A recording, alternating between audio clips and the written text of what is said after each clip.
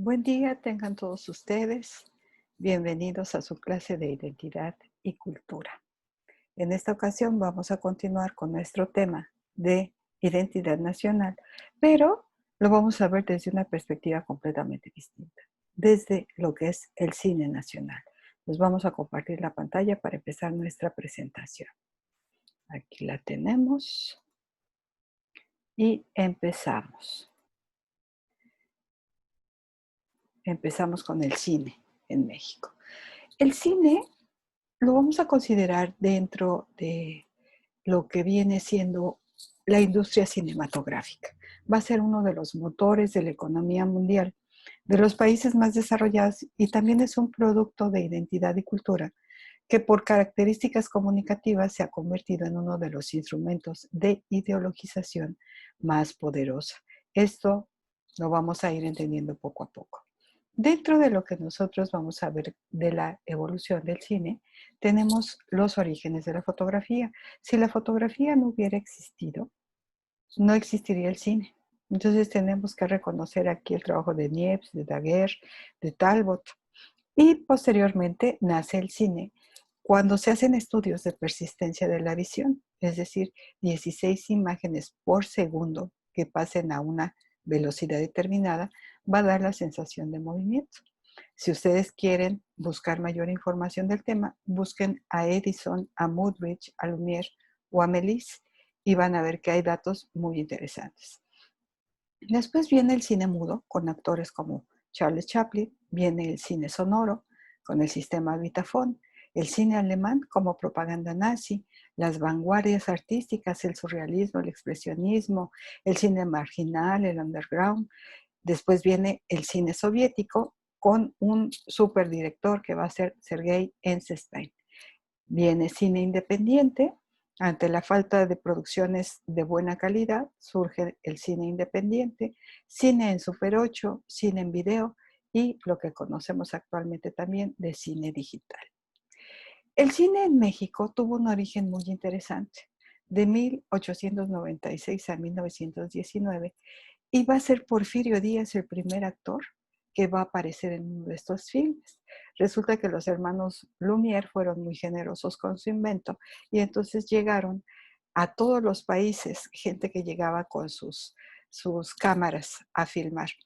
Y como a Porfirio Díaz le gustaba todo lo francés, pues dijo, no, pues aquí tienen campo abierto para hacer todo lo que ustedes quieren. De esta época se le conoce como la primera época de oro. Se van a tener películas como La Tigresa, La Soñadora, Tepeyac, Tabaré, que pueden ustedes consultarlas, algunas en filminlatino.com o algunas también las van a encontrar en YouTube. En 1918 se va a presentar la película Santa, basada en la novela de Federico Gamboa. Es una prostituta que llega a la ciudad y pues todas las cosas malas que le suceden a esta mujer, ¿no? Es importante esa película porque vamos a ver que otra versión de esta misma película se va a presentar con el cine sonoro en 1931.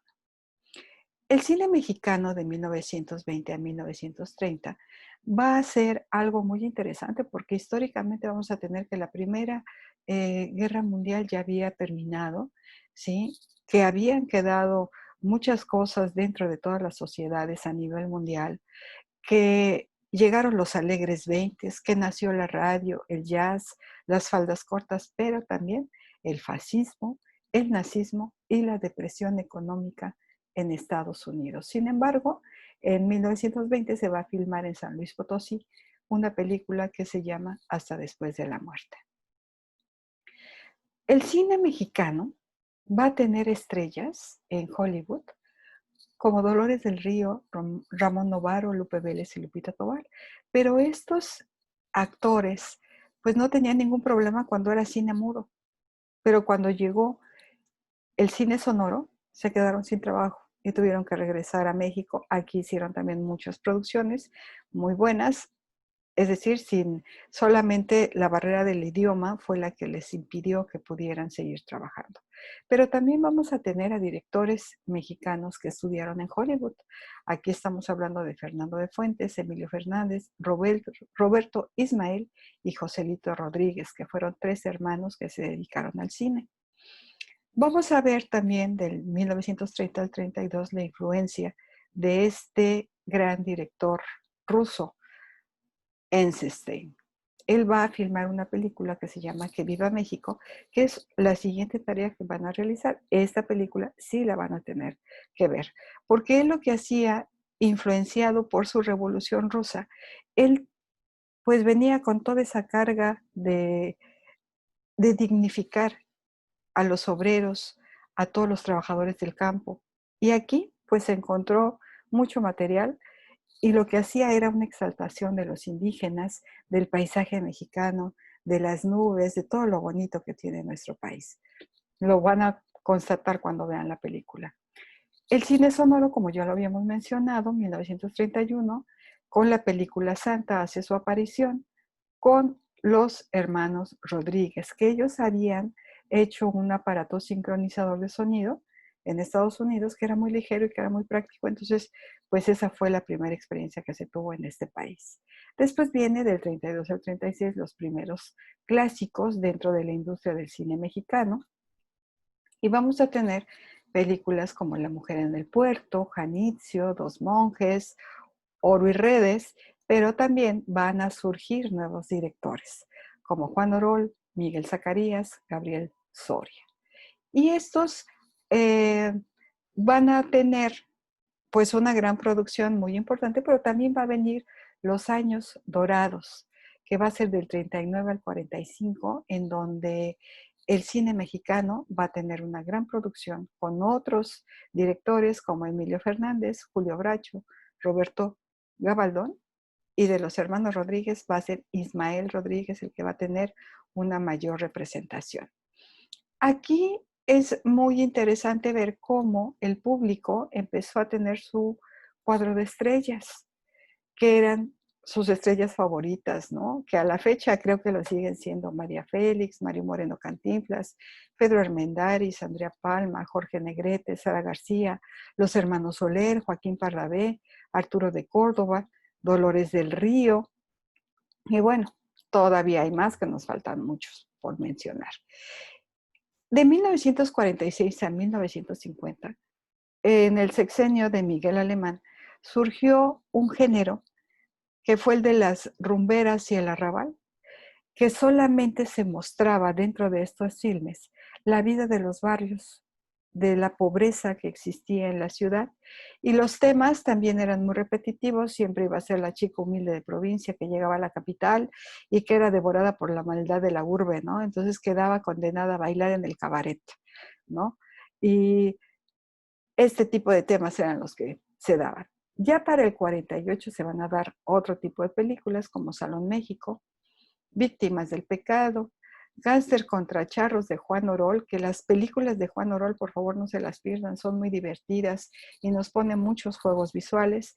Y una que es muy buena es Los Olvidados de Buñuel. No se las pierdan esas películas, por favor. Y seguimos adelante con Pedro Infante, con Pepe el Toro. Ahí es cuando dicen cómo olvidarlo, ¿no? Y vamos a ver películas como Los Tres García, Nosotros los Pobres, Ustedes los Ricos, y bueno, una cantidad de películas impresionantes de Pedro Infante. Después, en el 53, vamos a tener el nacimiento del cine independiente. Va a haber equipos de cine de 8 milímetros y de 16 milímetros, y vamos a tener la presencia de esta película buenísima, Raíces, de Benito Alarraqui. Ojalá nuevamente que puedan también utilizar este material, que lo puedan ver, porque les va a dejar una gran enseñanza de lo que es esta identidad nacional. Para el 61, del 61 al 67, van a ser el cine independiente. Ante la falta de buenos guiones, de buenas películas, va a haber un grupo de mexicanos y españoles que se van a reunir para hacer buen cine. Otro dato también muy importante es que en el 63 se va a fundar el Centro Universitario de Estudios Cinematográficos, que es el CUEC de la UNAM. Actualmente esta escuela sigue funcionando, el CUEC, y yo creo que no se lo pueden perder porque los mejores directores que tenemos actualmente, que nos están dando este orgullo nacional en Hollywood, salieron de la UNAM.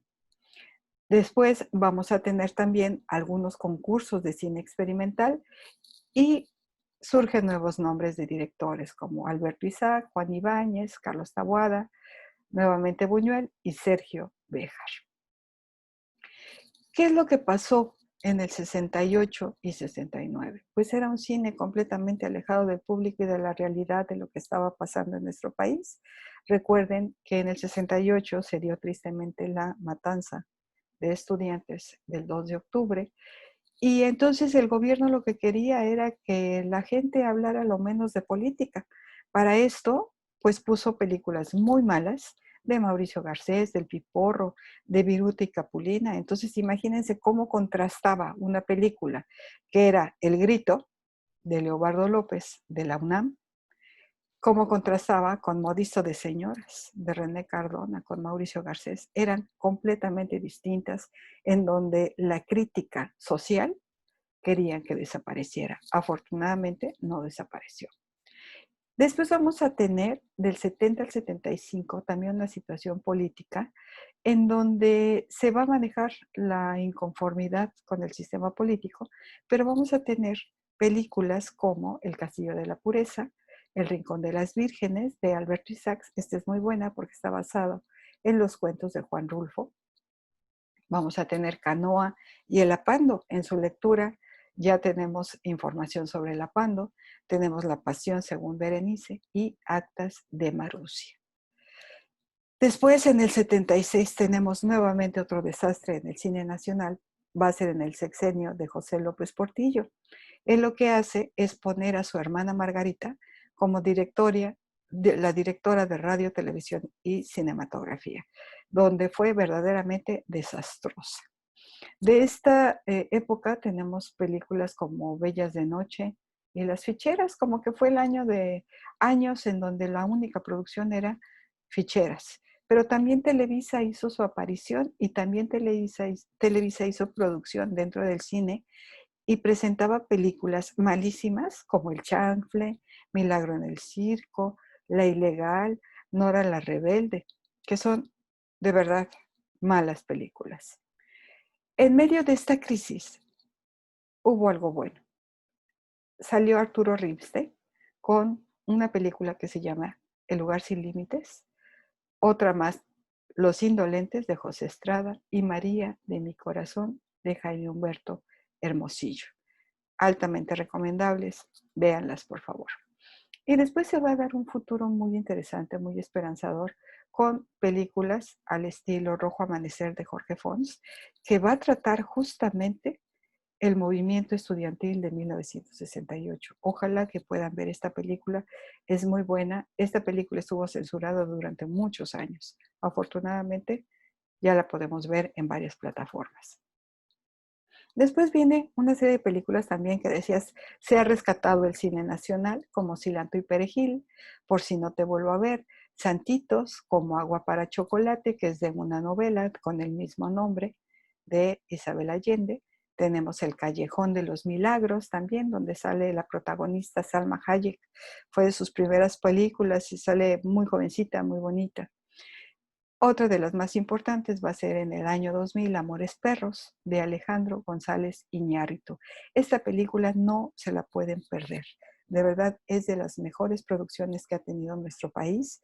Y una de las cosas interesantes es que estaba el proyecto, que se tuvo que cancelar por la pandemia, que se presentara en el Zócalo esta película, pero con música en vivo. Yo les voy a subir una de las piezas que se utilizaron, de estas obras musicales, para que se den cuenta más o menos el estilo que tenía, pero todo fue muy cuidado. La música fue una selección buenísima y también no se la pueden perder. Tenemos también El Espinazo del Diablo de Guillermo del Toro, 2002, y Tu mamá también de Alfonso Cuarón, que estos tres directores pues han sido los que le han dado este sentido de nacionalidad, de identidad nacional a todo lo mexicano. Tenemos también El crimen del padre Amaro del 2002. Esta película está en Netflix. El laberinto del fauno de Guillermo del Toro. Babel, nuevamente de Alejandro González Iñárritu. Y esta del violín, también muy buena película. Estos son los directores que han logrado el cambio: Alfonso Cuarón, Alejandro González Iñárritu, Guillermo del Toro y Francisco Vargas. Todos ellos, pues ojalá que puedan leer algo de su biografía. Del 2000 al 2006 vamos a tener que Vicente Fox, el presidente, le quitó todo el presupuesto al cine. Sin embargo, pues se pudieron rescatar algunas cuestiones muy importantes. Uno de los temas que se trabajaron mucho fue la migración de los mexicanos a Estados Unidos con la película Sangre de mi sangre. Véanla. Les aseguro que van a entender también muchas cosas de los migrantes. La misma luna y una más, Arráncame la vida, que está basada en un libro de Ángeles Mastretta. Esta también es muy buena, muy interesante, no se la pierdan. Del 2010 al 2015 vamos a tener también una serie de películas buenas. La primera, por ejemplo, va a ser la del infierno, Miss Bala, La jaula de oro, Los güeros, Carmín tropical.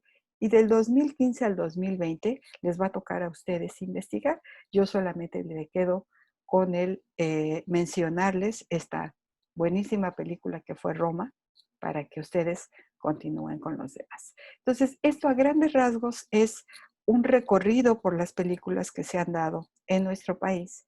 Y vamos a pasar a la tarea. ¿Qué es lo que ustedes tienen que hacer? Bueno, la primera parte es una tarea individual. Van a tener que leer un texto que se llama Cine Mexicano en la encrucijada de las identidades, de Eduardo de la Vega del Colegio de México. Está en su carpeta del Drive. Yo les voy a dejar todas las indicaciones para que encuentren la tarea. Aquí van a tener que leerlo y escribir sus conclusiones o reflexiones y subirla a Classroom. Por favor, lean. Yo me doy cuenta cuando no leen. Cuando no leen y escriben, quién sabe de dónde lo sacaron, chicos, su calificación va a ser muy mala. En equipo, ¿qué van a hacer? Una presentación de PowerPoint con 10 películas representativas de la identidad nacional. Si en el equipo son 5 integrantes, les van a tocar de a 2 películas a cada quien. ¿Qué debe de contener? Bueno, la portada, donde tiene que venir el nombre de todos ustedes, los integrantes del equipo. Van a tener que escoger 10 películas y cada diapositiva debe tener los siguientes datos: título de la película, año en que se produjo, duración, nombre del director y la imagen o el cartel con que se hizo la publicidad. Tienen que hacer la sinopsis de la película, una sinopsis que no sea muy grande, que ustedes no la cuenten rápidamente, en menos de 3 minutos. Responder a la pregunta. Esto sí es súper importante. ¿Por qué es representativa de la identidad nacional? Y ya al final me van a poner su conclusión por equipo y la bibliografía en formato APA. Recuerden que todos estos trabajos se van evaluando para que podamos tener al final una buena calificación. Hasta aquí llegamos con este tema. Seguimos en contacto y seguimos trabajando con la identidad nacional. Que estén muy bien, cuídense mucho y nos vemos en la próxima clase. Que tengan un muy buen día. Cuídense mucho.